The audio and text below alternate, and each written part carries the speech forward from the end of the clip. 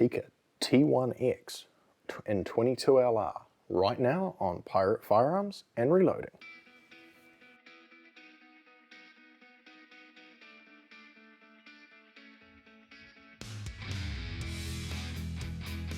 Hey folks, so you've seen this a couple of times in several of my videos before. This is my Tikka T1x. It is 22 LR and it is the 16-inch barreled version. As you can see, it looks very different from the factory configuration, and I just want to take the time to go through it, talk about the rifle in particular, tell you what I love about it.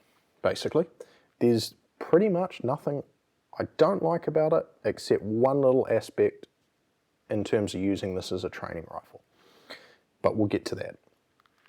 So when you get these out of the box, there's no scope rail.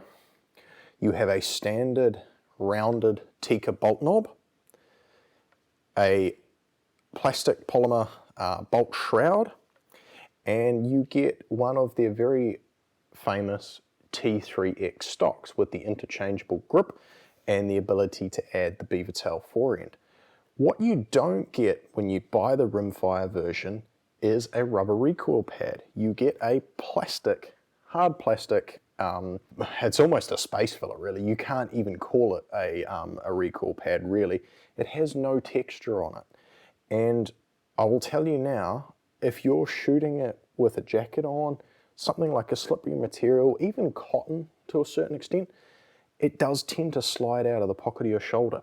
And because you don't get that rubber recoil pad, it's actually a shorter length pull as well. Now, if you're going to use this as a youth rifle to teach somebody younger to shoot, or somebody with a smaller stature, that's perfect.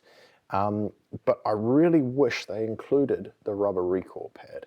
It wouldn't be that much extra. If I paid another $50 to $100, I wouldn't complain about it. But that's probably the bugbear with that. It does come with the standard 11mm dovetail, which is hidden under the Picatinny rail I have attached. And obviously you can mount a scope directly on that if you like, or you can add the Picatinny rail. So you've got the choices there on that. You don't have that Tikka interface you see on the centerfires with their own special little dovetail. This has gone back to the rimfire standard from many, many years ago, which was the 11mm. Picatinny rail is the way to go. So it does come threaded from the factory. However, they include a plastic thread protector. Now that doesn't bother most people because pretty much everyone's going to put something on the end. If you live here in New Zealand and you don't require special permits or tax stamps and things like that for a suppressor, chances are you're going to put one on the end of this. I've chosen to go away from that because this is kind of like a training rifle for my centerfire, and it's more of a target rifle. I'm not worried about being quiet as such. I'm not going out shooting rabbits with it, shooting possums with it, things like that. So not particularly worried, and we'll talk about this barrel tuner here on the end in a second.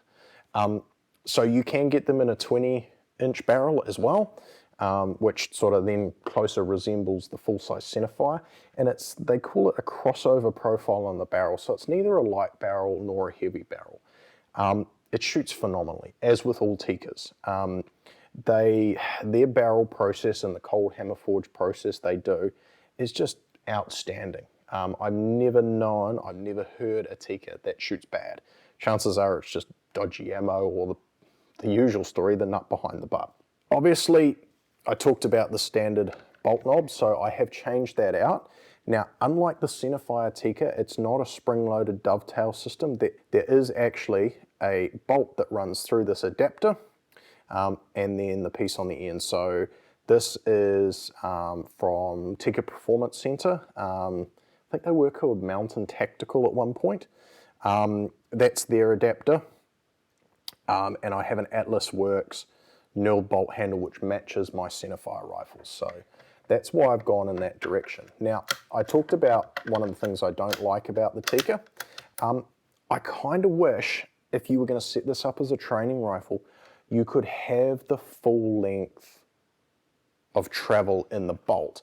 I know some of the dedicated like training rifles that are in the Remington 700 footprint do that. and the Ruger Precision rimfire does. But you don't get an option here. It's not the end of the world, it would be nice, but if you spend too much time on this, you might end up short stroking a centerfire bolt. And the actual bolt lift is a little bit smaller on this as well. As you can see, we're almost flat here, and we're coming down, so it's nowhere near 90 degrees. I think from memory it's 60 degrees. Whereas the Tikka centerfire is substantially more. I don't think it's quite 90 degrees, but it is getting close. As with all Tikkas, super smooth action, straight out of the box. No issues there whatsoever. Something else, obviously factory, is the Tikka plastic 10-round magazines. I have never had a failure to feed or any fault in this rifle that wasn't ammunition related. So it has been 100% reliable. And while we're talking about the magazine well in this rifle, if I spin it around for you, the magazine well in there is a polymer insert and does contain the forward catch. So it's not a rear catch, it's a forward catch, right? And the beauty of that, it's actually screwed to the bottom of the receiver, which means that if you take it out of your factory stock that it is supplied with, you can drop it in just about any Tikka centerfire stock, chassis, platform, you name it. It has the same inlet, it's the same receiver shape, and obviously the screws are in the same place, so same footprint, which is really awesome. That's an out of the park thing. KRG have done a dedicated one for the T1X, so they've taken the AICS mag catch off. If you had one like that, MDT, I know, same thing. From all that I've read, and I've seen a couple done, they just drive the pivot pin out for the AICS magazine catch, and then just drop this guy in, no issues. If you leave it in there, it will interfere with the magazine. So that's really neat, the adaptability. So as I talked about, the stock, you know, that's all right. If you were just gonna go and shoot some, you know, some pests, or teach a younger person to shoot, nothing wrong with it.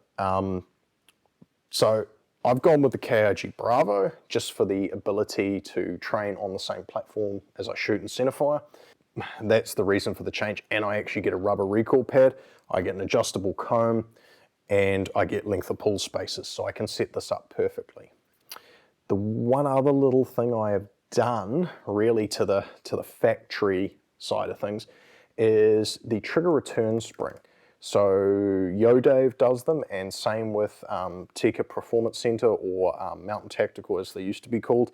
They do a reduced weight trigger return spring. So there's nothing wrong with a Tikka trigger, it's just the fact it's a little heavy if you're competition shooting or target shooting. So pop the adjustable set screw out, pop the new spring in, and away you go.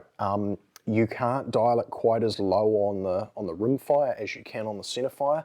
It doesn't seem to cock the bolt. That's something just to bear in mind. What you'll have is the firing pin will not be retained in the sear, and so basically the firing pin will come up on the case as it closes. And you'll go to pull the trigger and surprise, surprise, nothing will happen. And then you look down at the little red cocking indicator on the back and you find out it's not there. So, you know, I've got this set at about 1.5 pounds, which is good. It's just enough that I can get my finger on the trigger. I can feel what I'm doing. It's not so light that I'm going to be slapping it. And it just crisps the whole thing up and makes it a real pleasure to shoot.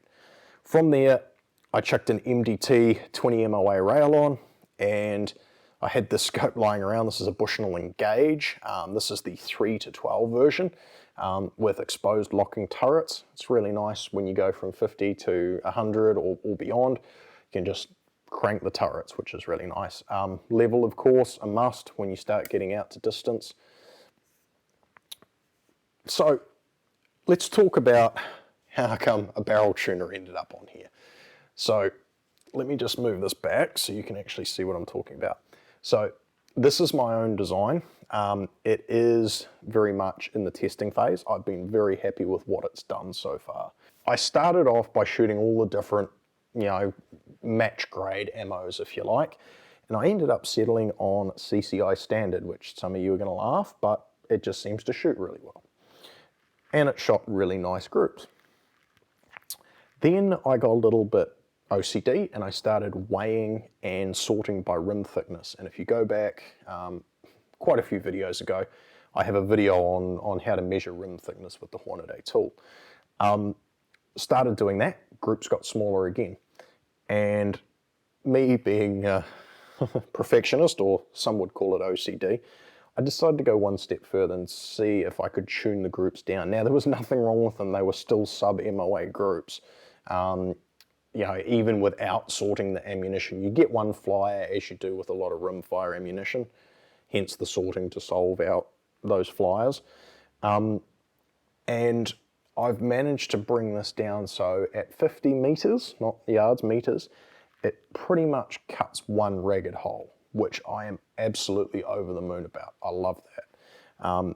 And to be able to turn up to the range and set myself up and shoot these tiny little groups with a rimfire, I'm more than happy. And I just have to say that, Tikka has really knocked this one out of the park. Few minor little things that I can completely get over that I've touched on, but beyond that, it's a rock star. There's not much more to say. Just a fantastic offering from Tikka, as with every other offering they've done. So if you've got any questions, hit me up in the comments down below. Thanks for watching. Don't forget to like this video and subscribe so you don't miss out on anything. And if you found this video helpful, please share it with your friends. If you have any questions, hit me up in the comments below. Catch you next time.